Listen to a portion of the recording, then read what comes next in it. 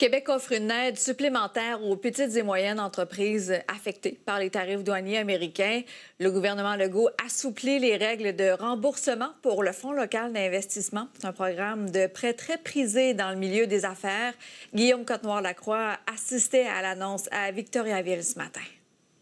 De nombreuses entreprises bénéficient de prêts pour lancer leur entreprise, réaliser une expansion ou encore une acquisition via le Fonds local d'investissement. Elles devaient jusqu'ici rembourser les montants en 12 mois. On leur donne maintenant 6 mois additionnels. Beaucoup d'incertitudes, d'imprévisibilité.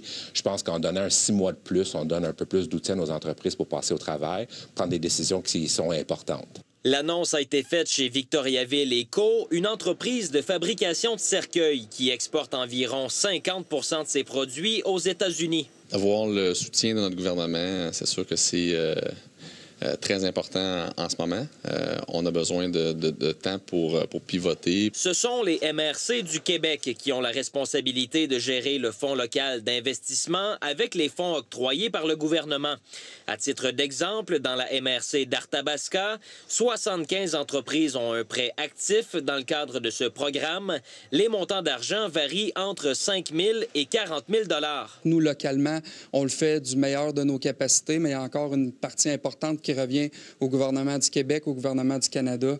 Donc, d'avoir le ministre sur le terrain, ça permet de prendre le pouls, de vraiment envoyer un signal de confiance puis d'entendre réellement ce qui se passe chez nous. Québec, on se souvient, avait déjà annoncé son programme Frontières, les entreprises qui pourront obtenir jusqu'à 50 millions de dollars chacune de prêts remboursables pour un manque de liquidité. Il y a aussi un programme pour augmenter la productivité de ces entreprises et finalement l'annonce d'aujourd'hui. Chez Victoriaville & Co., on a déjà une idée de ce qu'on pourrait utiliser, mais il y a un important bémol. Tout est sous la table. On évalue évidemment là, des possibilités d'automatiser plus nos opérations. Par contre, avant de prendre ces décisions-là, il va falloir être certain des marchés potentiels. Les produits de Victoriaville & Co. ne font pas l'objet de tarifs présentement après un recul temporaire de l'administration Trump pour de nombreux secteurs. L'entreprise ne cache pas toutefois que déjà, les visées de croissance aux États-Unis sont grandement ralenties devant l'inquiétude des clients de l'autre côté de la frontière. Guillaume Cotenoir-Lacroix, TVA Nouvelles, Victoriaville. Le verdict